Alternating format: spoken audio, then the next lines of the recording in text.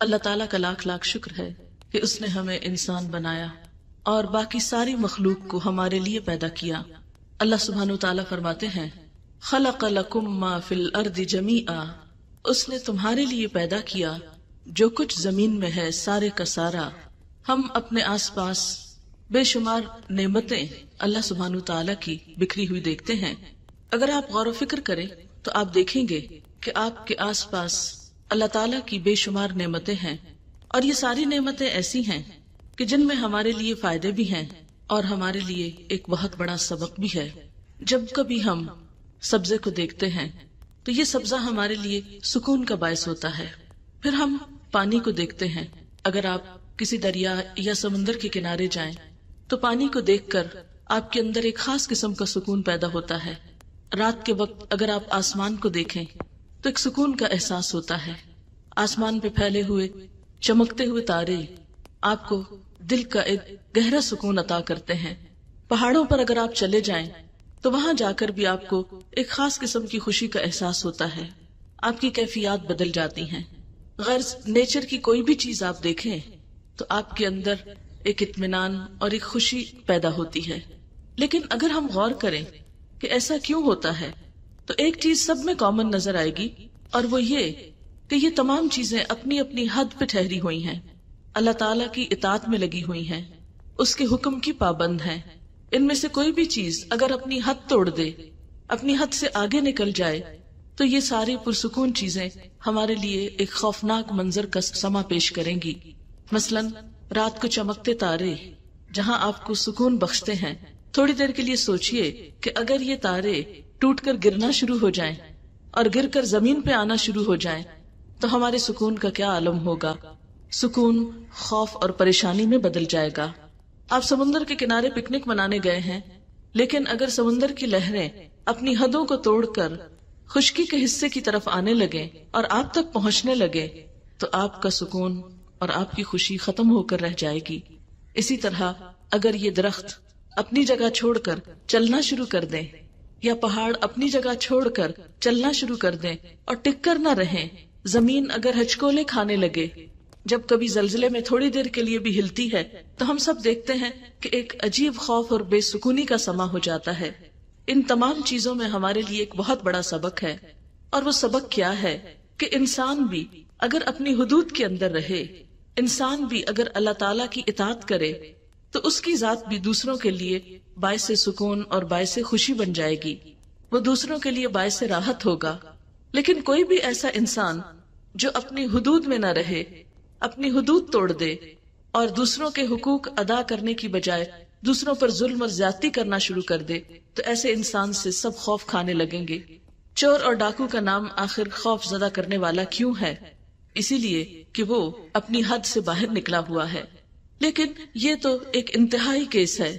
عام روزمرہ زندگی میں عام انسان جو بظاہر ہارمفل نظر نہیں بھی آتے، لیکن بسا اوقات اپنی حدود توڑتے ہیں، اللہ تعالیٰ کی اطاعت نہیں کرتے، اس کی مرضی پر چلنے کی بجائے اپنی مرضی پہ چلتے ہیں، نتیجہ کیا نکلتا ہے کہ وہ دوسروں کے لیے باعث سکون بننے کی بجائے ایک مصیبت بن جاتے ہیں۔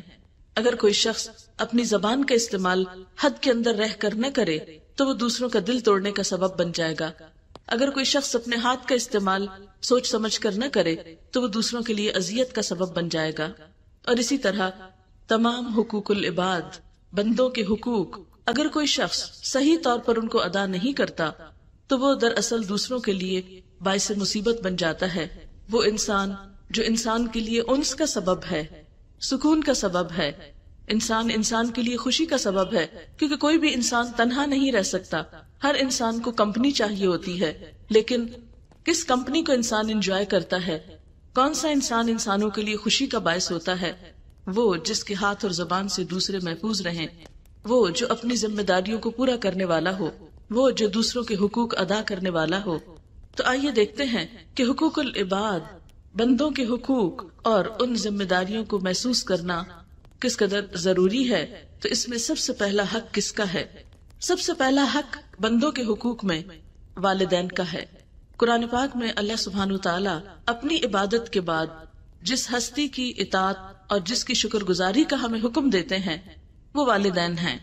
لیکن ہم عام طور پر دیکھتے ہیں کہ والدین شکوہ کرتے نظر آتے ہیں کہ بچے بات نہیں سنتے، بچے بات نہیں مانتے، گویا بچے اپنی حدود میں نہیں، اپنی حدود پار کرتے ہیں، جس کی وجہ سے وہ ماں باپ کے لیے تکلیف کا سامان پیدا کرتے ہیں۔ تو ہم قرآن پاک کی آیات کی روشنی میں اور نبی صلی اللہ علیہ وسلم کی احادیث کی روشنی میں والدین کے حقوق اور والدین کے مقام اور مرتبے کے بارے میں چند ایک باتیں آج پڑھیں گے، تاکہ ہم حقوق العباد کے سلسلے میں اپنی پہلی ذمہ داری کو، اپنی اہم ترین ذمہ داری کو ادا کر سکیں۔ کیونکہ آپ جانتے ہیں کہ اگر انسان سے اپنے رب کے حق میں کچھ کمی ہو جاتی ہے تو رب معاف کرنے والا ہے، لیکن بندے جب بندوں کا حق ادا نہیں کرتے، حقوق العباد کی پرواہ نہیں کرتے، تو ان کی معافی نہیں جب تک کہ بندے معاف نہ کر دیں۔ اور خصوصاً والدین، اگر کوئی شخص اپنے والدین کو ناراض کرتا ہے، اپنے والدین کے لیے خوشی اور آنکھوں کی ٹھنڈک کا باعث نہیں، اگر کوئی بچہ یا کوئی اولاد اپنے ماں باپ کی آنکھوں کی ٹھنڈک نہیں، ان کے لیے خوشی کا سبب نہیں، تو اس کو سوچنا چاہیے کہ وہ اپنے لیے کیا کما رہا ہے۔ کیونکہ جب آپ صلی اللہ علیہ وسلم سے پوچھا ایک شخص نے، یا رسول اللہ، ماں باپ کا اولاد پر کیا حق ہے، تو آپ نے فرمایا، ماں باپ ہی تمہاری جنت ہیں اور ماں باپ ہی تمہارا دوزخ ہیں۔ یعنی اگر ماں باپ تم سے راضی اور خوش ہوئے تو تمہارے لیے جنت ہے، اور آخرت سے پہلے تو دنیا بھی جنت ہو جاتی ہے ماں باپ کی دعاؤں سے، اور اگر ماں باپ کو ناراض کیا تو پھر کوئی چین اور سکون نہ پاؤ گے۔ اسی لیے ہم دیکھتے ہیں کہ اللہ سبحانہ وتعالیٰ فرماتے ہیں، وَبِالْوَالِدَيْنِ إِحْسَانًا، والدین کے ساتھ احسان کرو، والدین کے ساتھ اچھا سلوک کرو۔ حضرت عبداللہ بن مسعود کہتے ہیں کہ میں نے نبی صلی اللہ علیہ وسلم سے پوچھا، کون سا عمل اللہ کو زیادہ محبوب ہے؟ آپ نے فرمایا، وہ نماز جو وقت پر پڑھی جائے۔ میں نے پھر پوچھا، اس کے بعد؟ فرمایا، ماں باپ کے ساتھ اچھا سلوک۔ میں نے پوچھا، اس کے بعد؟ فرمایا، اللہ کی راہ میں جہاد کرنا۔ تو گویا ماں باپ کے ساتھ حسن سلوک حقوق اللہ کے بعد سب سے پہلی ذمہ داری ہے ہم پر، اور اس کے بعد دیگر کام۔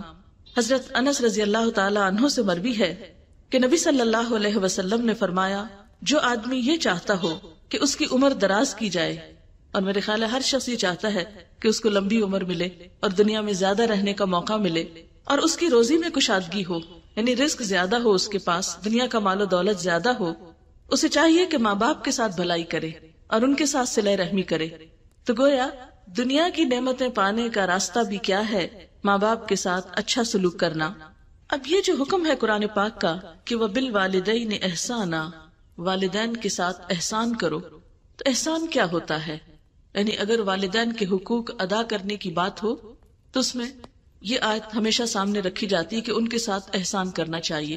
اب دیکھیے کہ احسان کا لفظ حسن سے نکلا ہے، اور حسن کہتے ہیں خوبصورتی کو۔ تو احسان سے مراد ایسا معاملہ جو خوبصورتی پر مبنی ہو، عمدگی پر مبنی ہو، اچھا معاملہ ہو۔ یہ بات تو ہم نے بہت دفعہ سنی ہے کہ احسان کرو، اور احسان میں یہ بھی آتا ہے کہ ماں باپ کو ان کے حق سے بڑھ کر دیا جائے، صرف اتنا ہی نہ کیا جائے جو انہوں نے ہمارے ساتھ کیا، بلکہ ان کی زیادتیوں اور ان کی ناراضگی کے باوجود ان کے ساتھ اچھا رویہ اور اچھا سلوک رکھا جائے۔ لیکن یہ سب کچھ کیسے ہو؟ یعنی یہ کہنا تو بہت آسان ہے کہ والدین کے ساتھ اچھا سلوک کرو، لیکن اس کا طریقہ کیا ہے؟ عام طور پر ہم بہت سی باتیں پڑھ لیتے ہیں اور نیک نیتی کے ساتھ ان پر عمل بھی کرنا چاہتے ہیں، لیکن طریقہ معلوم نہ ہونے کی وجہ سے ہم وہ کام کوشش کے باوجود اور نیت کے باوجود، چاہنے کے باوجود کر نہیں پاتے۔ تو آئیے ہم دیکھتے ہیں کہ احسان کی کیا شکلیں ہیں، وہ کون سی صورتیں ہیں کہ جن کو کرنے سے ہم یہ سمجھ سکتے ہیں کہ ہاں واقعی ہم نے احسان کیا۔ تو اس میں سب سے پہلی صورت وہ یہ ہے کہ شکر گزاری۔ احسان کی پہلی صورت یا احسان کرنے کا پہلا طریقہ ماں باپ کی شکر گزاری، ان کے لیے تھینک فل ہونا۔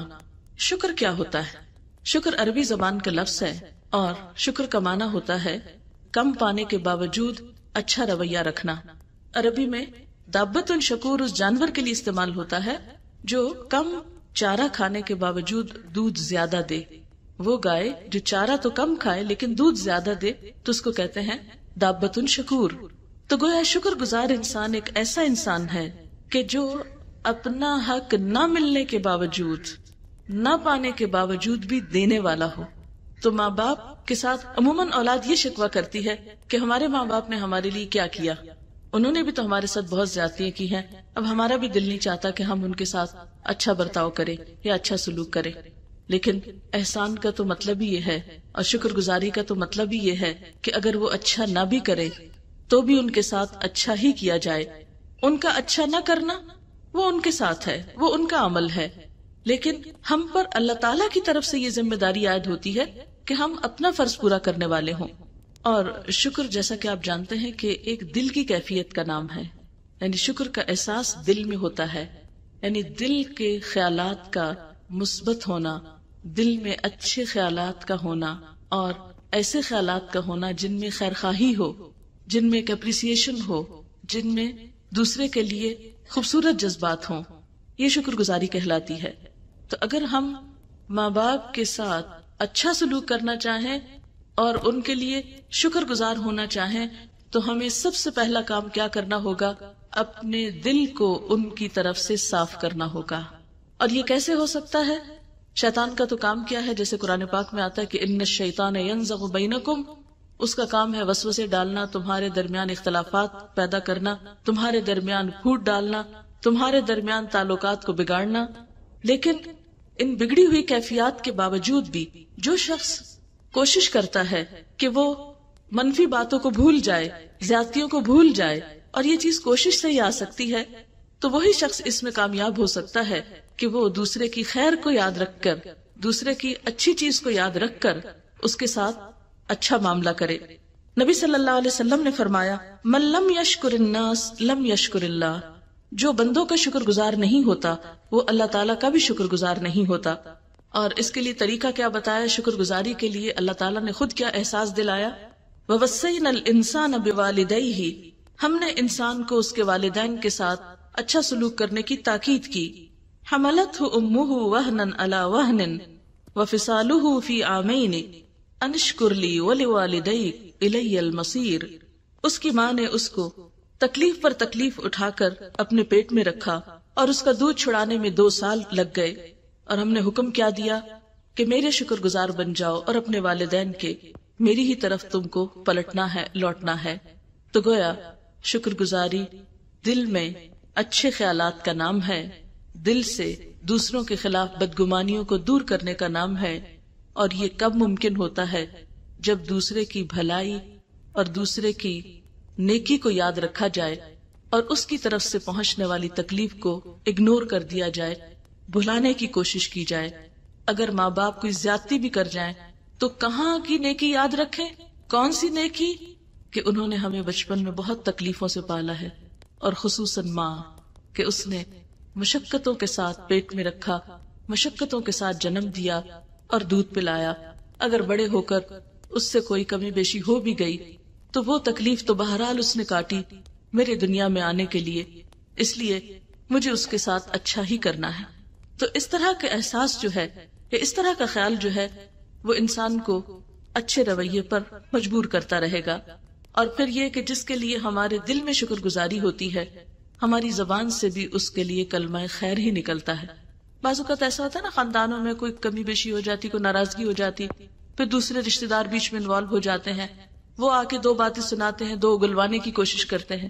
ایسے موقعوں پر انسان کو بہت ہوشیار ہونا چاہیے اور اپنے زبان سے کوئی ایسی بات نہیں نکالنی چاہیے جو ماں باپ کے خلاف جاتی ہو، اور صبر ہی سے کام لینا چاہیے۔ پھر اسی طرح شکر گزاری میں یہ کہ عملی طور پر بھی جب معاملہ کرے انسان تو چھوٹی چھوٹی چیزوں میں زبان سے بھی شکریہ کا لفظ بولے، اور رویے میں بھی شکر گزاری ہو۔ اور شکر کا اپوزٹ کیا ہے؟ شکوہ، یعنی جو شخص شکوے کم کر دے وہ آہستہ آہستہ شکر گزار ہو جاتا ہے۔ اور شکوہ کم کرنے کا مطلب کیا ہے؟ کہ جہاں کہیں کوئی مرضی کے خلاف بات ہو جائے تو اس کا ذکر کم سے کم کرے، کیونکہ آپ دیکھیں گے کہ شکوہ محبت کے لیے زہر قاتل ہے۔ اگر آپ کو کسی سے بھی تعلق بگاڑنا ہے تو آپ شکر گزاری کی بجائے شکوے شروع کر دیں۔ آپ دیکھیں گے ایک دن نہیں گزرے گا کہ سب کام خراب ہو جائے گا۔ لیکن عموماً ہم دیکھتے ہیں عام طور پر کہ ذرا سی کسی کی طرف سے تکلیف پہنچتی ہے، ذرا سی کسی کی طرف سے ناگوار بات ہمیں محسوس ہوتی ہے، تو ہم اس کے پچھلے سارے احسان بھول کر اس ایک منفی بات کو پکڑ لیتے ہیں اور اس کی وجہ سے ساری خوشیوں پہ پانی پھیر دیتے ہیں، ساری خوشیوں کو بھٹی میں جھونک دیتے ہیں۔ یہ رویہ خود ہمارے ہی لیے تکلیف دہ اور نقصان دہ ہوتا ہے۔ اس لیے جب کبھی نیگیٹو خیالات دل میں آنے لگے تو فوراً دوسرے کی مثبت باتیں اور اس کے احسانات کو یاد کرنا چاہیے۔ پھر وبالوالدین احسانا، احسان کا اور طریقہ کیا ہے، کیا کیا جائے والدین کے ساتھ؟ اس کا طریقہ ہے کہ ان کو خوش رکھنے کی کوشش کی جائے۔ اس کے بارے میں حدیث میں آتا ہے، حضرت عبداللہ بن عمر کہتے ہیں کہ نبی صلی اللہ علیہ وسلم نے ارشاد فرمایا، اللہ کی خوشنودی والد کی خوشنودی میں ہے اور اللہ کی ناراضگی والد کی ناراضگی میں ہے۔ یعنی اگرچہ وہ ہمیں کوئی تکلیف بھی دیں پھر بھی اپنے طور پر انہیں خوش رکھنے ہی کی کوشش کرنا، اور یہ کام وہی کر سکتا ہے جس کے اندر صبر اور تحمل ہو، جس کے اندر برداشت ہو۔ جس شخص میں برداشت کی کمی ہو وہ یہ نیکی نہیں کر سکتا۔ اور برداشت کرنے کا مطلب کیا ہے کہ کچھ سن کر بھی سنی انسنی کر دے انسان، یعنی منفی قسم کی باتوں کو۔ عموماً یہ معاملہ ایسا ہوتا کیوں ہے؟ حالانکہ ماں باپ تو بہت خیر خواہ ہوتے ہیں، بہت محبت کرنے والے ہوتے ہیں، لیکن اس کے باوجود چونکہ انہوں نے اولاد پہ بڑی محنت کی ہوتی ہے تو وہ اولاد سے توقع رکھتے ہیں۔ بعض اوقات اولاد ان کی توقع پہ پوری نہیں اترتی تو وہ اپنے غم غصے کا اظہار مختلف طریقے سے کرتے رہتے ہیں اور وہ اپنا حق سمجھتے ہیں، اور وہ کوئی بری نیت سے نہیں کر رہے ہوتے، اس لیے وہ یہ بھی اعتماد کرتے ہیں کہ ہماری ڈانٹ ڈپٹ جو ہے اولاد خوشی سے برداشت کرے گی۔ لیکن بعض اوقات اولاد نہیں کرتی اور وہ اپنے اندر بہت منفی رویہ پیدا کر لیتی ہے، اور اس سے مزید تعلقات خراب ہو جاتے ہیں، بدگمانیاں پیدا ہو جاتی ہیں، تعلقات میں کھچاؤ پیدا ہو جاتا ہے۔ تو ایسے موقع پر انسان کو صبر، تحمل اور برداشت کے ساتھ اپنی طرف سے زخم کھا کر بھی خوش رکھنے کی کوشش کرنی چاہیے، اور یہی اعلیٰ درجے کا اخلاق ہے۔ اور خصوصاً جب والدین بوڑھے ہو جائیں، جب ان میں تحمل کی کمی ہو جائے، جب ان میں برداشت کی کمی ہو جائے، کیونکہ اگر دونوں میں ہی کمی ہو گئی تو معاملہ کبھی بھی درست نہیں ہو سکتا۔ کسی ایک کو تو اچھائی کا ثبوت دینا ہے، تو اللہ تعالیٰ والدین کی بجائے اولاد سے یہ چاہتے ہیں کہ اولاد ایسے اخلاق کا ثبوت دے۔ حضرت عبداللہ سے مروی ہے کہ ایک آدمی ماں باپ کو روتا ہوا چھوڑ کر آپ صلی اللہ علیہ وسلم کی خدمت میں ہجرت پر بیعت کرنے کے لیے حاضر ہوا۔ آپ نے فرمایا، جاؤ اپنے ماں باپ کے پاس واپس جاؤ اور ان کو اسی طرح خوش کر کے آؤ جس طرح تم ان کو رلا کر آئے ہو، یعنی ان کو ناراض نہ کرو۔ یعنی حتیٰ کہ ہجرت جیسا عظیم عمل جو ہے اس سے بھی روک دیا جب تک کہ ماں باپ خوش نہ ہوں۔ پھر تیسری چیز ہے ان کی خدمت کرنا، کیونکہ زبان سے شکریہ بول دینا یا ایک دو لطیفے سنا کے ہنسا دینا اور سمجھنا کہ ہم نے شکر گزاری بھی کر لی اور ان کو خوش بھی کر دیا، یہ کافی نہیں ہے۔ اس کے لیے خدمت کا عمل بہت ضروری ہے۔ نبی صلی اللہ علیہ وسلم نے فرمایا، وہ آدمی ذلیل ہو پھر ذلیل ہو پھر ذلیل ہو۔ لوگوں نے پوچھا، اے اللہ کے رسول صلی اللہ علیہ وسلم، کون آدمی؟ فرمایا، وہ آدمی جس نے ماں باپ کو بڑھاپے کی حالت میں پایا، دونوں کو پایا یا کسی ایک کو پایا، پھر ان کی خدمت کر کے جنت میں داخل نہ ہوا۔ یعنی خصوصاً بڑھاپے میں ان کی خدمت ضروری ہے، اور پھر خاص طور پر جب کوئی اور بہن بھائی نہ ہو یا دور ہو اور آپ ہی ان کی مدد کر سکتے ہوں۔ ایک صورت تو یہ ہوتی ہے کہ بہت سے بچے ہوتے ہیں، کبھی ماں باپ بڑھاپے میں ایک کے پاس کبھی دوسرے کے پاس، تو مل جل کر اس کو مینج کر لیتے ہیں۔ لیکن بعض اوقات ایسی صورت ہوتی ہے کہ آپ کے سوا کوئی اور ان کا خیال رکھنے والا نہیں، تو اس صورت میں خاص طور پر یہ وعید سنائی گئی کہ پھر ایسے شخص کے لیے تو جنت بھی حرام ہے، کیونکہ آپ سب جانتے ہیں کہ ماں کے قدموں تلے جنت ہے، اس کا مطلب بھی یہی ہے۔ حضرت عبداللہ بن عمر فرماتے ہیں، ایک شخص آپ کے پاس جہاد میں شریک ہونے کی غرض سے حاضر ہوا۔ آپ نے اس سے پوچھا، تمہارے ماں باپ زندہ ہیں؟ اس نے کہا، جی ہاں زندہ ہیں۔ فرمایا، جاؤ ان کی خدمت کرتے رہو، یہی جہاد ہے۔ یوں محسوس ہوتا ہے کہ اس شخص کے والدین کی خدمت کرنے کے لیے کوئی اور موجود نہیں تھا، کیونکہ اگر کوئی اور دیکھ بھال کرنے والا ہوتا تو آپ صلی اللہ علیہ وسلم اس کو ایک اچھے کام کے لیے قبول کر لیتے۔ تو اس سے پتہ چلتا ہے کہ ہجرت اور جہاد جیسے عظیم کام بھی وقتی طور پر، اور یہ فرائض بھی وقتی طور پر اس شخص سے معطل ہو جاتے ہیں جس کے لیے والدین کی خدمت اس لیے ضروری ہو کہ کوئی اور ان کی دیکھ بھال نہیں کر سکتا۔ پھر اس کے بعد یہ ہے کہ خدمت کے ساتھ ساتھ عاجزانہ رویہ بہت ضروری ہے۔ بہت سے لوگ ماں باپ کی خدمت بھی کر دیتے ہیں لیکن ان کے سامنے بدتمیزی سے پیش آتے ہیں، ان کے سامنے تکبر کرتے ہیں۔ اس سے روکا گیا ہے اور عاجزی اور انکساری کا سبق دیا گیا ہے۔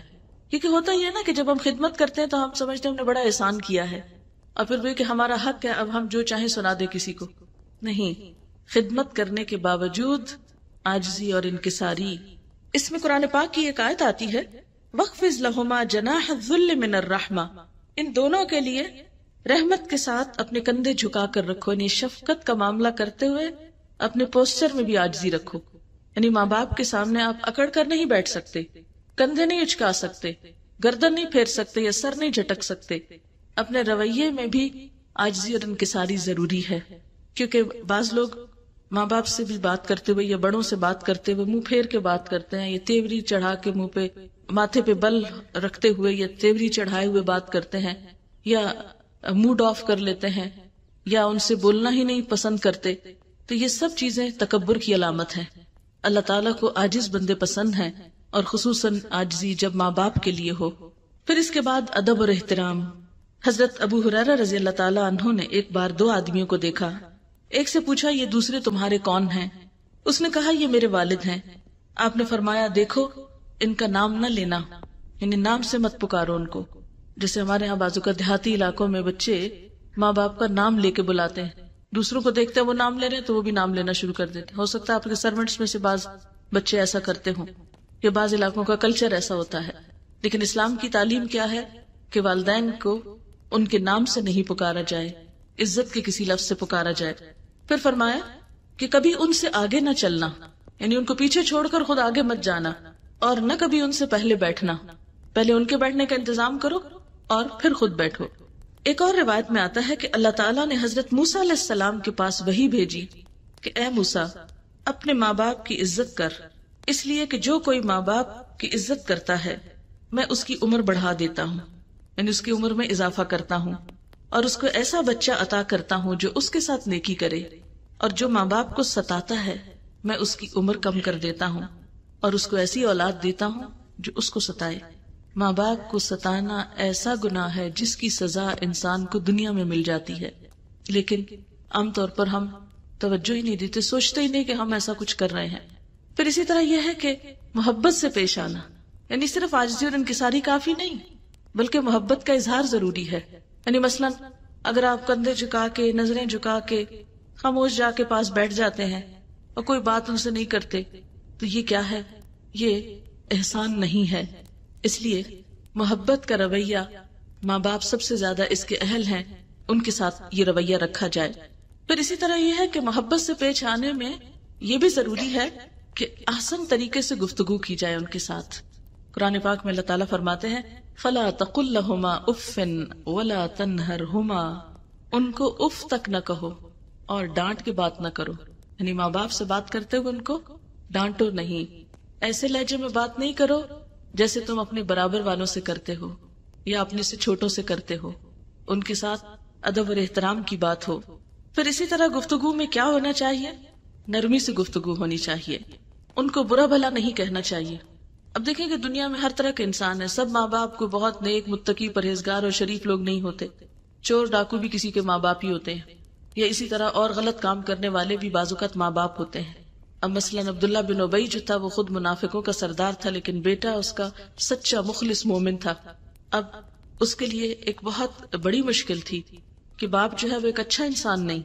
تو ایسے موقع پر انسان شش و پنج میں پڑ جاتا ہے کہ میرے باپ مثلا کسی کا باپ جو اس کا کیریکٹر اچھا نہیں، یا اس کی عادات اچھی نہیں، یا وہ بہت زیادتی کرتا ہے یا بہت بد اخلاقی کرتا ہے مثلا اس کی ماں ہی کے ساتھ، یا کسی بھی طرح وہ ایک اچھا انسان نہیں. تو ایسے میں انسان حجت تلاش کر لیتا ہے ماں باپ کے ساتھ بدتمیزی کرنے کی. بہت سے بچوں کو دیکھا گیا ہے کہ وہ ماں باپ کے ساتھ بدتمیزی کرتے ہیں اور یہ کہتے ہیں کہ آپ اچھے انسان نہیں ہیں.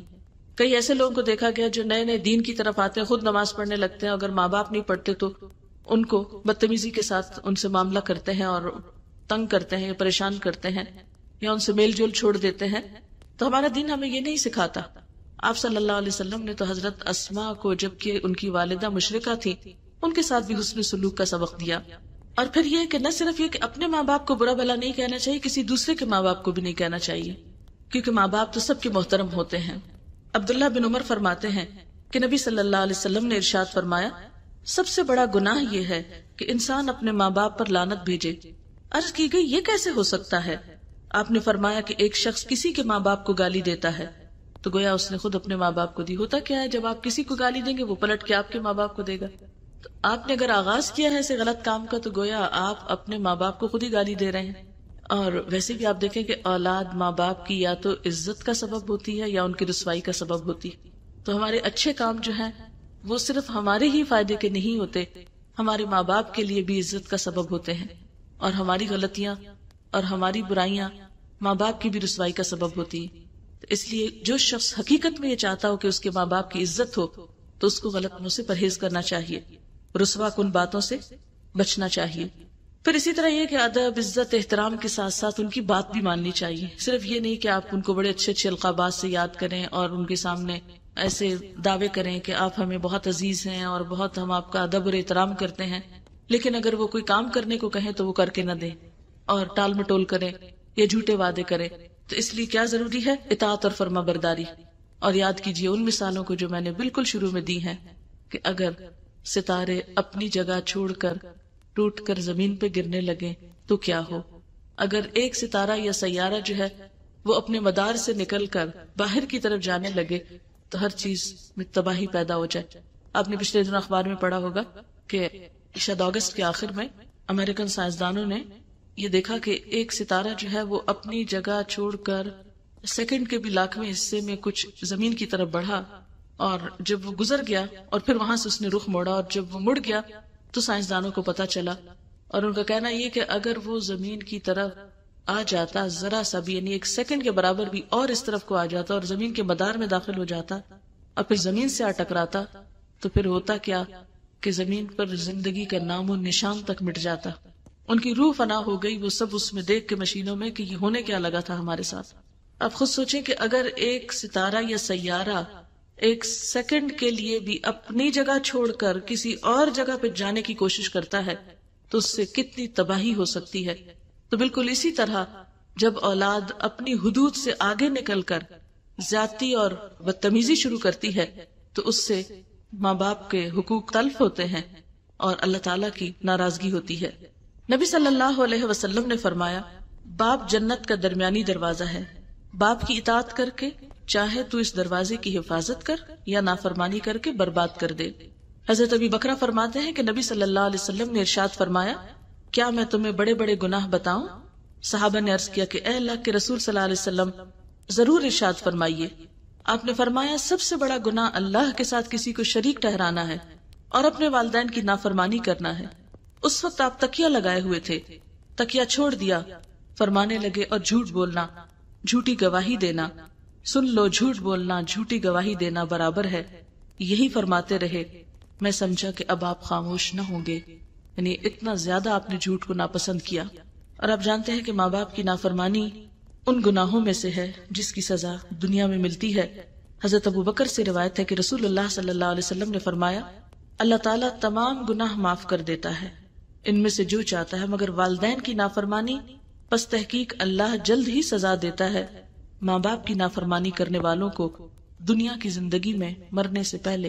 یعنی کچھ گناہ تو ایسے ہیں جو دنیا میں ان کا اثر نہیں ہوتا، آخرت میں جا کے انسان کی پکڑ ہوگی. لیکن ماں باپ کو ستانا ایسا گناہ ہے کہ جس کا اثر دنیا میں ہی انسان کو پتہ چلنے لگتا ہے. اور اس لیے کہ اللہ تعالیٰ کی رضامندی والدہ کی رضا میں ہے اور اللہ تعالیٰ کی ناراضگی ماں کی ناراضگی میں ہے. آپ صلی اللہ علیہ وسلم نے فرمایا، نہیں داخل ہوگا بہشت میں، یعنی جنت میں نہیں جائے گا احسان جتانے والا، یعنی کسی کے ساتھ بھلا کر کے پھر تانے دینا کہ میں نے ساری زندگی تمہارے ساتھ بہت اچھا کیا ہے اور تم نے میرے ساتھ اچھا نہیں کیا، اور والدین کی نافرمانی کرنے والا اور شراب پینے والا. لیکن کچھ صورتیں ایسی ہیں کہ جس میں والدین کی بات نہیں مانی جا سکتی، اور وہ کیا ہے؟ نمبر 1 شرک. اگر ماں باپ یہ کہیں کہ تم اللہ تعالیٰ کے ساتھ شرک کرو تو یہ نہیں ہو سکتا. وَوَصَّيْنَا الْإِنسَانَ بِوَالِدَيْهِ حُسْنًا وَإِنْ جَاهَدَاكَ لِتُشْرِكَ بِي مَا لَيْسَ لَكَ بِهِ عِلْمٌ فَلَا تُطِعْهُمَا. ہم نے انسان کو ماں باپ کے ساتھ بھلائی کرنے کی وصیت کی، اگر تیرے ماں باپ تجھے میرے ساتھ شریک کرنے کو کہیں تو ہرگز ان کی بات نہ ماننا، ان کی اطاعت نہ کرنا. اسی طرح اگر ماں باپ کہ نماز نہیں پڑھو تو پھر ان کی اطاعت نہیں ہو سکتی. لیکن یہ نہیں کہ بدتمیزی بھی کرو ساتھ اور تکبر کے ساتھ ان کی نافرمانی کرو. خاموشی کے ساتھ انسان اس حکم کو نہ مانے جو اللہ تعالیٰ کی نافرمانی کے بارے میں ہو. لیکن ان کے ساتھ حسن سلوک کرتا رہے۔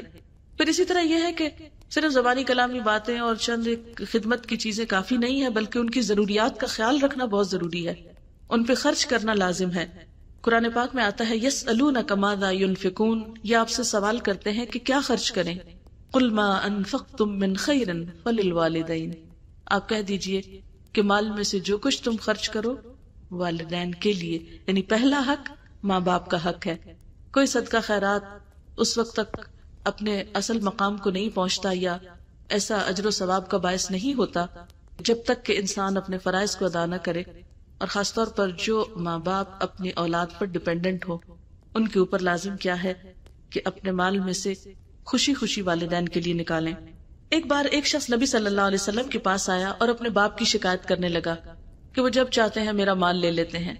آپ نے اس آدمی کے باپ کو بلایا، لاٹھی ٹیکتا ہوا ایک بوڑھا کمزور شخص آپ کے پاس حاضر ہوا۔ آپ نے اس بوڑھے سے تحقیق فرمائی۔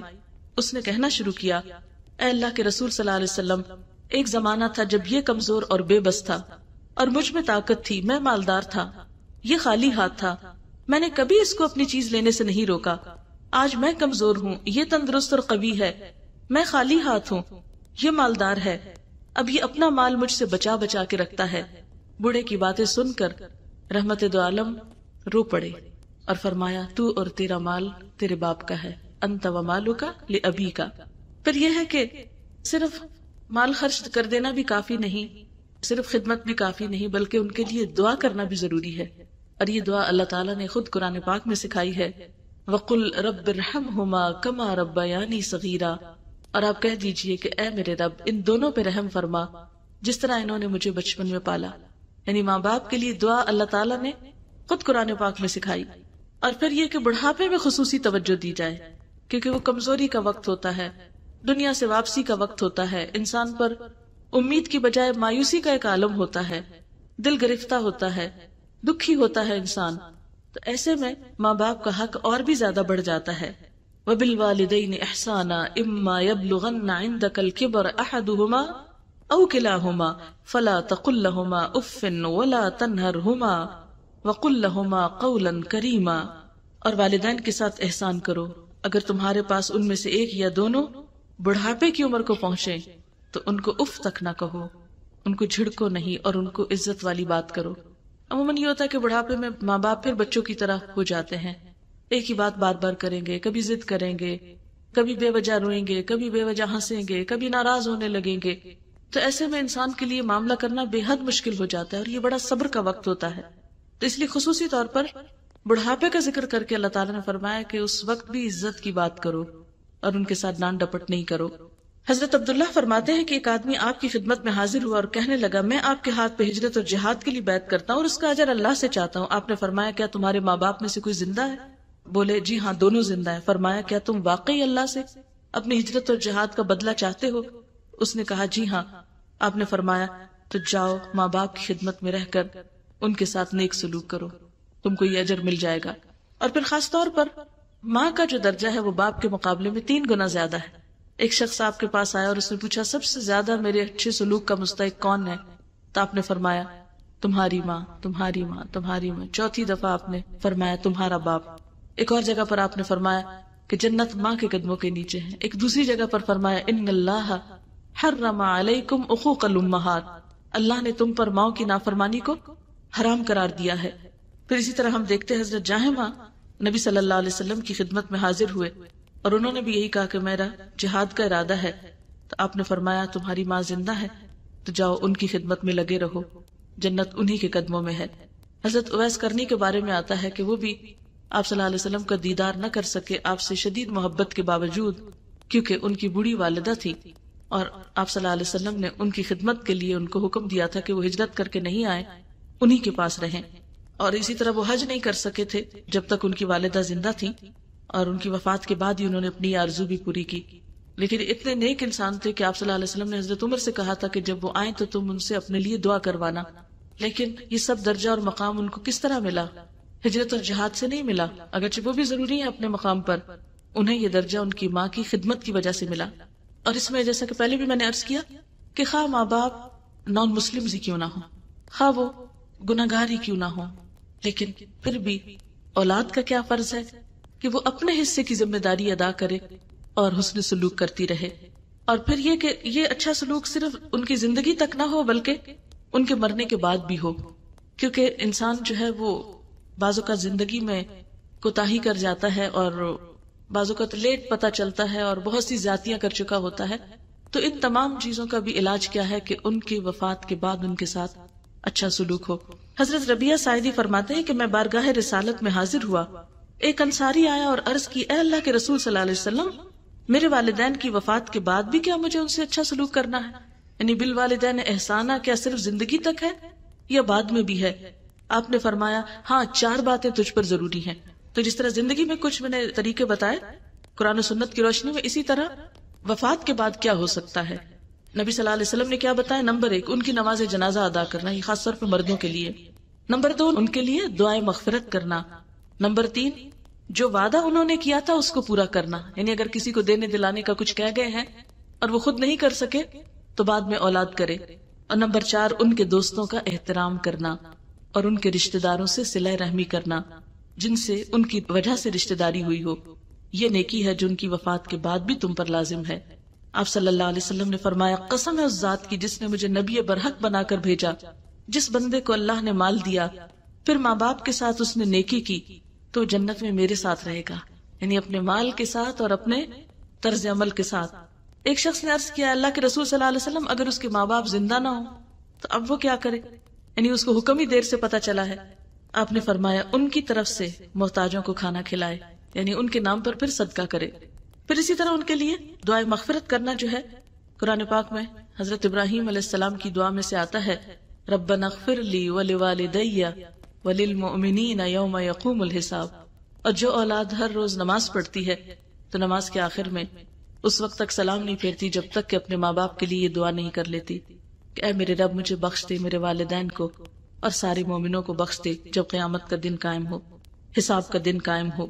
حضرت ابو ہریرہ سے روایت ہے، نبی صلی اللہ علیہ وسلم نے فرمایا، جب آدمی مر جاتا ہے تو اس کے عمل کا ثواب ختم ہو جاتا ہے، یعنی خود نہیں کر سکتا کچھ، مگر 3 عمل باقی رہتے ہیں، صدقہ جاریہ، علم جس سے فائدہ اٹھایا جائے، اور نیک اولاد جو دعا کرے. اس سے بھی پتہ چلتا ہے کہ اولاد کی دعائیں ماں باپ کے حق میں قبول ہوتی ہیں. اسی طرح ایک اور روایت میں ہے کہ مرنے کے بعد جب میت کے درجے بلند ہوتے ہیں تو وہ حیرت سے پوچھتا ہے، یہ کیسے ہوا؟ اللہ تعالیٰ کی طرف سے اس کو بتایا جاتا ہے کہ تمہاری اولاد تمہارے لیے بخشش کی دعا کرتی رہی ہے. یعنی دعائیں ماں باپ کو پہنچتی ہیں حتیٰ کہ ماں باپ کے درجے بھی بلند ہوتے ہیں. اور اس وقت وہ حیران ہوتا ہے کہ میرے عمل تو ختم ہو گئے، اب یہ مجھے کس کا فائدہ پہنچ رہا ہے؟ تو بتایا جاتا ہے تمہاری اولاد کی دعاؤں کا. اور آپ دیکھیں کہ ہم سب اگر اپنے لیے یہ نیکی چاہتے ہوں تو ہمیں چاہیے اپنے والدین کے ساتھ کرنا شروع کر دیں، تو ہماری اولاد خود بخود ہمارے لیے وہ چیزیں کرنے لگے گی. اور والدین کی طرف سے مرنے کے بعد دعا کے علاوہ صدقہ خیرات کثرت سے کرنا چاہیے. حضرت سعد بن عبادہ سے روایت ہے، انہوں نے کہا، اے اللہ کے رسول صلی اللہ علیہ وسلم، سعد کی ماں فوت ہو گئی، کون سا صدقہ افضل ہے؟ آپ نے فرمایا پانی پلانا. انہوں نے ایک کنواں کھودا اور کہا کہ یہ سعد کی ماں کے ثواب کے لیے ہے، یعنی صدقہ جاریہ کے لیے کنواں کھدوایا جا سکتا ہے. حضرت عبداللہ بن عباس سے روایت ہے، ایک آدمی نے کہا، اللہ کے رسول صلی اللہ علیہ وسلم، میری ماں فوت ہو گئی ہے، اگر میں اس کی طرف سے صدقہ کروں تو کیا اس کو فائدہ ہوگا؟ آپ نے فرمایا ہاں. اس نے کہا، میرا ایک باغ ہے، میں آپ کو گواہ کر کے کہتا ہوں کہ میں نے یہ اپنی ماں کی طرف سے صدقہ کر دیا. پھر اسی طرح ان کے وعدے، ان کی وصیتیں، ان کے نظر، ان کے قرض، ان سب کی ادائیگی بھی ضروری ہے. حضرت ابن عباس سے روایت ہے کہ سعد بن عبادہ نے حضور صلی اللہ علیہ وسلم سے یہ مسئلہ پوچھا کہ ان کی ماں پر ایک نظر تھی، انہوں نے ایک منت مانی ہوئی تھی اور وہ اس کو ادا کرنے سے پہلے مر گئیں. آپ نے فرمایا تو اس کی طرف سے ادا کر. پھر یہی طریقہ قائم ہو گیا کہ اولاد جو ہے وہ ماں باپ کی ہوئی وصیتیں اور ان کی جو نظر یا ان کے جو قرض ہیں ان کو ادا کرتی ہے. پھر اسی طرح والدین کے رشتہ داروں اور دوستوں سے حسن سلوک. حضرت ابن عمر سے روایت ہے کہ ایک شخص حضور صلی اللہ علیہ وسلم کے پاس آیا اور اس نے عرض کی، اے اللہ کے رسول صلی اللہ علیہ وسلم، میں نے ایک بڑے گناہ کا ارتکاب کیا ہے، مجھ سے کبیرہ گناہ ہو گیا ہے، کیا میرے لیے کوئی توبہ کی صورت ہے؟ آپ نے فرمایا، کیا تیری ماں زندہ ہے؟ اس نے کہا نہیں. تو آپ نے فرمایا، تیری خالہ ہے؟ اس نے کہا جی ہاں. فرمایا اس سے نیک سلوک کرو. تو گویا ماں کے بعد خالہ سے اچھا سلوک کرنا جو ہے وہ انسان کے گناہوں کی معافی کا ذریعہ بھی ہے. ابن عمر سے روایت ہے، نبی صلی اللہ علیہ وسلم نے فرمایا، نیک ترین نیکیوں میں سے یہ ہے کہ آدمی اپنے باپ کے دوستوں کے ساتھ احسان کرے جبکہ وہ غائب ہو. یعنی باپ موجود نہیں، فوت ہو گیا، یہ شہر میں نہیں، تو اس کے پیچھے جو دوست ہیں ان کے ساتھ اچھا سلوک. یہ بہترین نیکیوں میں سے ایک نیکی ہے۔ پھر والدین کے ساتھ ان کی وفات کے بعد بھی محبت اس کو محسوس کرنا چاہیے۔ حضرت ابو ہریرہ اور حضرت بریرہ کا بیان ہے کہ نبی صلی اللہ علیہ وسلم اللہ تعالیٰ سے اجازت لے کر جب اپنی والدہ کی قبر کی زیارت کے لیے تشریف لے گئے تو والدہ کی قبر کے پاس بیٹھ کر بے اختیار رونے لگے۔ رسول اللہ صلی اللہ علیہ وسلم کے ساتھ جو صحابہ کرام تھے وہ بھی آپ کو روتے دیکھ کر بے اختیار رو پڑے۔ بریرہ کہتی ہیں ہم نے حضور صلی اللہ علیہ وسلم کو اتنا روتے ہوئے کبھی نہ دیکھا جو آپ اپنی والدہ کی قبر کے پاس بیٹھ کر روئے۔ یعنی حالانکہ آپ دنیا کے عظیم ترین انسان تھے، بہت صابر تھے، لیکن یہ رونا کیا تھا؟ محبت اور ہمدردی اور شفقت کا رونا۔ پھر اسی طرح کچھ اور لوگ ہیں جو والدین تو نہیں ہیں لیکن والدین کے درجے میں آتے ہیں، ان کے ساتھ حسن سلوک بھی انتہائی ضروری ہے۔ وہ کون ہیں؟ ان میں رضائی والدین، یعنی جو دودھ پلائیں بچوں کو، تو وہ اگرچہ ان کے حقیقی ماں باپ نہ ہوں لیکن وہ بھی ماں باپ کے درجے میں۔ اسی طرح سوتیلے والدین، یعنی باپ کی بیوی یا ماں کا شوہر جو ہے وہ اپنے ماں یا باپ کی عدم موجودگی میں وہ بھی عزت اور احترام کے لائق ہیں۔ پھر اسی طرح سسرالی والدین، ساس اور سسر، وہ بھی ماں باپ کے درجے میں آتے ہیں۔ ان کے ساتھ اچھا سلوک، ان کی خدمت، ان کا خیال رکھنا، یہ بھی بہترین نیکیوں میں سے ایک نیکی ہے۔ اور پھر اسی طرح استاد۔ پھر اسی طرح حضور صلی اللہ علیہ وسلم کو مدینہ آئے 4-5 سال گزرے تھے کہ حضرت فاطمہ بنت اسود کی وفات کی خبر سن کر آپ اشکبار ہو گئے۔ آپ فوراً اٹھے، میت کے گھر تشریف لائے، میت کے سرہانے کھڑے ہو کر سخت غم کی حالت میں فرمایا، اے میری ماں، اللہ آپ پر رحم کرے، آپ میری ماں کے بعد ماں تھی، آپ خود بھوکی رہ کر مجھے کھلاتی، آپ کو لباس کی ضرورت ہوتی مگر مجھے پہناتی۔ پھر آپ صلی اللہ علیہ وسلم نے اپنی قمیض گھر والوں کو دی اور فرمایا کہ میری ماں کو میری قمیض کا کفن پہناؤ۔ اس کے بعد آپ نے حضرت اسامہ بن زید اور حضرت ابو ایوب انصاری کو ارشاد فرمایا کہ جنت البقیع میں جا کر قبر کھودو۔ جب قبر کا اوپر کا حصہ کھودا جا چکا، آپ خود قبر میں اترے، لحد کھودی، اپنے دست مبارک سے مٹی نکالی، قبر تیار ہوئی تو آپ اس میں لیٹ گئے اور دعا مانگی، الہی میری ماں کی مغفرت فرمانا، ان کی قبر کو وسیع کر دینا۔ جب دعا مانگ کر آپ قبر سے نکلے تو سخت غم کی حالت کی وجہ سے داڑھی مبارک ہاتھ میں پکڑ رکھی تھی، آنکھوں سے آنسو بہ کر رخساروں کو تر کر رہے تھے۔ یہ خاتون حضرت ابو طالب کی اہلیہ تھی جو آپ کی چچی تھی، یعنی چچی کو ماں کے درجے میں اتنا مقام دیا۔ اور اسی طرح حضرت ام ایمن جو آپ کی دایا تھی، یعنی آپ کی اصل ماں جب فوت ہو گئی تھی ابوا کے مقام پر اور وہ وہیں دفن ہو گئی تھی، تو حضرت ام ایمن آپ کا خیال رکھا کرتی تھی اور وہ آپ کو واپس مکہ لے کر آئی تھی۔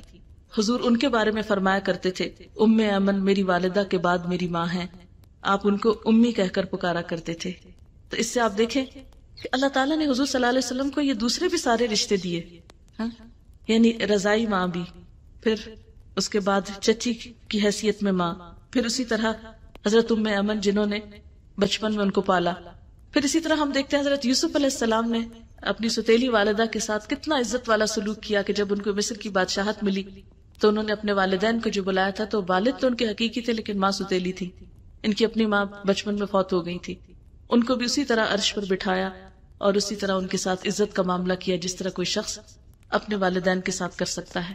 اور اسی طرح استاد جو ہیں ان کے بارے میں بھی آتا ہے، جیسے کسی نے کہا کہ میرے ماں باپ تو مجھے آسمان سے زمین پر لائے اور میرے استادوں نے مجھے زمین سے آسمان پہ پہنچایا، یعنی ان کی تعلیم اور تربیت کی وجہ سے مجھے بلند مقام ملا۔ اور حقیقت یہ ہے کہ ہم سب جو کچھ ہیں آج وہ اپنے استادوں ہی کی وجہ سے ہیں، انہی کے سکھانے اور انہی کے پڑھانے اور انہی کی محنت کی وجہ سے۔ تو اس لیے استاد بھی والدین کے درجے میں آتے ہیں اور ان کے ساتھ بھی عزت، ادب، احترام، خدمت، محبت، اور اس کے علاوہ ان کے ساتھ ان کے لیے زندگی میں اور موت کے بعد دعائیں، یہ تمام چیزیں ہمارے فرائض میں شامل ہیں۔ تو اللہ تعالیٰ سے دعا ہے کہ اللہ تعالیٰ ہمیں اس حق کی ادائیگی کی توفیق عطا فرمائے تاکہ ہماری یہ زندگی بھی پرسکون ہو جائے، کیونکہ ہمارے گھروں میں عام طور پر بے چینیاں اور بے قراریاں اور آپس کی ناراضگیاں انسان کے لیے بہت تکلیف دہ ہو جاتی ہیں، اور بعض اوقات چھوٹی چھوٹی باتوں اور چھوٹی چھوٹی غلط فہمیوں سے بات شروع ہوتی ہے۔ چھوٹی چھوٹی بات انسان کسی کو کہہ دیتا ہے، وہ بڑی ہو جاتی ہے، کوئی محسوس کر لیتا ہے، دل میں غم غصہ پال لیتا ہے، وہ پھیلتا جاتا ہے، بڑا ہوتا جاتا ہے، اور یہ پیار بھرے رشتے جو ہے یہ دشمنیوں میں بدل جاتے ہیں۔ تو اس لیے انتہائی ضروری ہے کہ انسان صبر و برداشت اور تحمل کا ثبوت دیتے ہوئے ہر حال میں اللہ کے حکم کو قبول کرتے ہوئے اس پر چلتا رہے، تو انشاءاللہ اس ساری صبر اور قربانی کی وجہ سے انسان کو دنیا میں بھی اس کا صلہ ملے گا اور آخرت میں تو انشاءاللہ یقینی طور پر۔ وآخر دعوانا ان الحمدللہ رب العالمین۔ اگر کوئی کوشچن ہو اس سلسلے میں آپ تو کر سکتے ہیں۔ کبھی کبھار جا سکتے ہیں لیکن فریکوینٹلی عورتوں کو جانا منع ہے، یعنی مثلاً اگر کوئی شخص یہاں موجود نہیں ہے اور والدین میں سے کوئی فوت ہو جاتا ہے تو جب واپس آتے ہیں جا کر، جیسے حضور صلی اللہ علیہ وسلم نے اپنی والدہ کی قبر کو بڑے ہو کر وزٹ کیا، اسی طرح کبھی کبھار ایسا ہو سکتا ہے، یعنی بالکل ایسا نہیں کیا گیا کہ ٹوٹلی بین کر دیا گیا ہو۔ حدیث کی جو الفاظ ہیں اس میں آتا ہے کثرت سے جانے والیوں پر لعنت کی گئی ہے، اکا دکا جانے میں حرج نہیں۔ حضرت عائشہ رضی اللہ تعالیٰ عنہ کے بارے میں آتا ہے کہ ان کے بھائی جو تھے ان کی غیر موجودگی میں فوت ہوئے تھے، تو جب وہ واپس آئیں تو جنت البقیع میں گئیں ان کے پاس۔ وصیت جو ہے فرض نہیں ہے، وصیت میں دو چیزیں بڑی اہم ہیں۔ نمبر ایک یہ کہ وارثوں کے لیے وصیت نہیں ہوتی، آپ اپنے وارث یعنی بچے یا جن کو آپ کی وراثت ملنے والی ہے ان کے لیے وصیت نہیں کر سکتے۔ نمبر دو، سارے مال کی وصیت نہیں ہو سکتی، صرف 1/3 میں وصیت ہو سکتی ہے، یعنی مثلاً اگر 12 روپے ہے تو اس میں سے 4 روپے کی ہو سکتی ہے، اس سے زیادہ کی آپ وصیت نہیں کر سکتے۔ اور وہ وصیت کس لیے ہوتی ہے؟ عموماً کسی ایسے رشتہ دار کے لیے جو مجبور ہو، بے کس ہو، بے سہارا ہو، تو آپ سمجھتے ہیں کہ آپ کے بعد آپ کے مال میں سے اس کو بھی کچھ مل جائے۔ اب بچوں کے لیے یا تو آپ ہبہ کریں، اپنی زندگی میں ہی ان کے ہاتھ میں پکڑا دیں اور وہ لے لیں چلے جائیں، لیکن اگر وہ زندگی میں ان کو نہیں دیا اور والدین کی وفات ہو گئی تو پھر وہ وراثت میں تقسیم ہوگی۔ اور کوئی سوال ہے؟ جب کبھی انسان کو خدا کی نعمتوں کا احساس ہوتا ہے تو وہ قرآن کے حکم کے مطابق شکر کرتا ہے، کیا زبان سے ادا کیا ہوا شکر ہی کافی ہے یا اس کے بارے میں کوئی اور حکم بھی ہے؟ کیا افلا یشکرون زبان سے شکر کرنے کو کہتے ہیں؟ شکر جو ہے وہ دل کا ایک احساس ہے، دل اس کا مقام ہے۔ دل میں جب شکر آتا ہے یا دل میں جو بھی بات آتی ہے وہ لازمی طور پر زبان پہ آتی ہے، اس لیے دل کے شکر کے ساتھ ہی ذکر بھی وابستہ ہوتا ہے۔ اللہ تعالیٰ فرماتے ہیں کہ فَاذْكُرُونِي أَذْكُرْكُمْ وَاشْكُرُوا لِي وَلَا تَكْفُرُونِ، تم مجھے یاد کرو میں تمہیں یاد کروں گا، اور میرا شکر ادا کرو اور ناشکری نہ کرو۔ تو آپ نے یہاں بھی دیکھا کہ ذکر اور شکر دونوں ساتھ ساتھ ہیں۔ اور عام زندگی میں بھی آپ دیکھیں کہ جب آپ کسی کے لیے اچھی پازیٹیو فیلنگ رکھتے ہیں اور وہ شخص آپ کو کہیں بھی مل جائے تو آپ اس کے ساتھ شکر گزاری کے کچھ الفاظ بولتے ہیں یا شکر گزاری کا معاملہ کرتے ہیں۔ اور پھر یہ ہوتا ہے کہ یہ قدرتی طور پر صرف زبان اور دل تک نہیں رہتا بلکہ رویے اور عمل میں بھی آ جاتا ہے۔ مثلاً جس کا آپ پر کوئی احسان ہو اور آپ اس کے شکر گزار ہوں تو اس کی شکر گزاری کا طریقہ کیا ہے کہ جب وہ آپ کو کوئی کام کرنے کو کہے تو آپ وہ بھی کر دیں، یعنی شکر گزاری میں پھر اطاعت بھی آتی ہے۔ ہم دیکھتے ہیں کہ قرآن پاک میں سب سے پہلی آیت کیا ہے؟ الحمدللہ، سب تعریف اللہ کے لیے، اور عربی میں حمد کا لفظ جو ہے وہ شکر کے لیے بھی استعمال ہوتا ہے، یعنی سب شکر اللہ تعالیٰ کے لیے ہے۔ تو اب یہ پہلا لفظ ہے، قرآن کی ابتدا یہاں سے ہو رہی ہے۔ آپ دیکھیں گے کہ پورے قرآن پاک میں وہ طریقے سکھائے گئے ہیں جس سے انسان اللہ کا شکر گزار ہو سکتا ہے۔ نافرمان شخص شکر گزار نہیں ہوتا، شکر گزاری اطاعت بھی سکھاتی ہے۔ اگلا سوال ہے، میں گھر کے کام کرتے وقت مثلا سبزی کاٹتے وقت سپارہ سامنے رکھتی ہوں اور کام کے دوران سپارے سے پڑھتی بھی رہتی ہوں، کیا ایسا کرنا غلط تو نہیں؟ نہیں، کام کرتے وقت آپ قرآن پاک پڑھ سکتے ہیں اور سامنے رکھ سکتے ہیں، بس یہ ہے کہ سپارہ جو ہے وہ صاف ستھری جگہ پر ہو اور اس کے اوپر کوئی ایسے چھینٹے وینٹے یا ایسی چیز نہ پڑے کہ جس سے اس کو خراب ہو، تو انشاءاللہ تعالیٰ اس کی پڑھنے پر اجر ہے، حرج نہیں ہے۔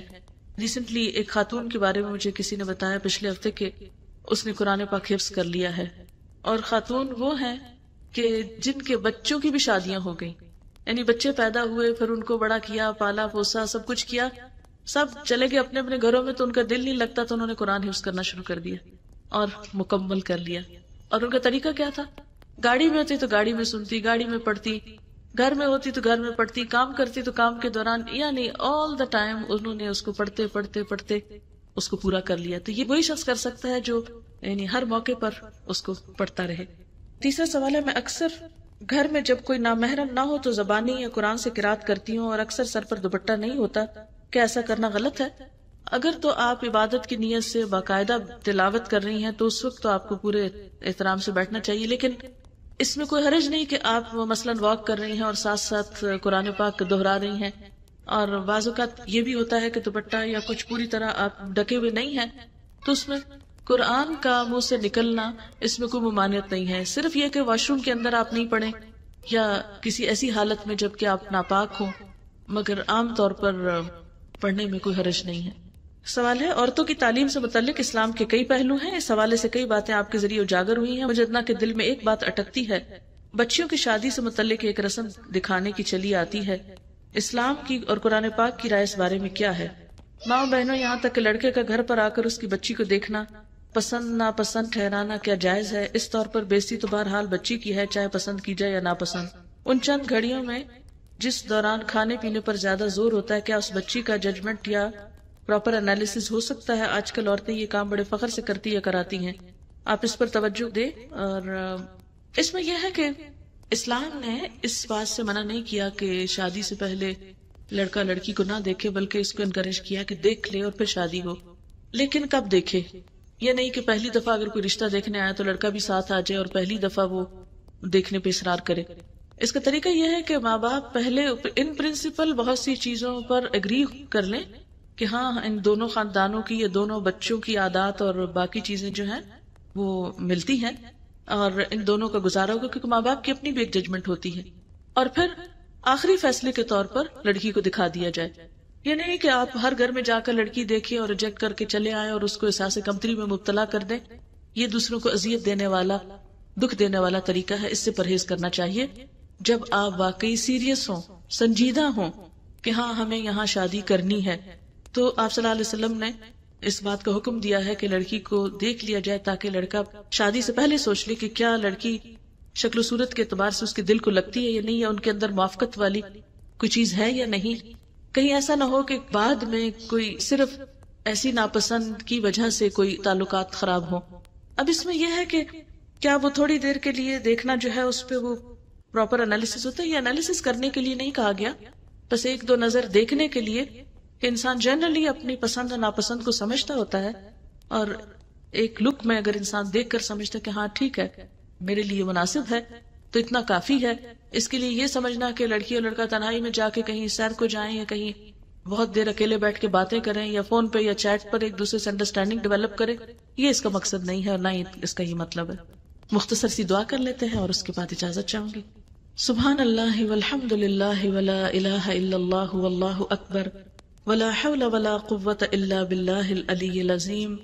اللہم صل وسلم علی نبینا محمد، اللہم صل وسلم علی نبینا محمد، اللہم صل وسلم علی نبینا محمد، لا حول ولا قوة الا باللہ العلی العظیم۔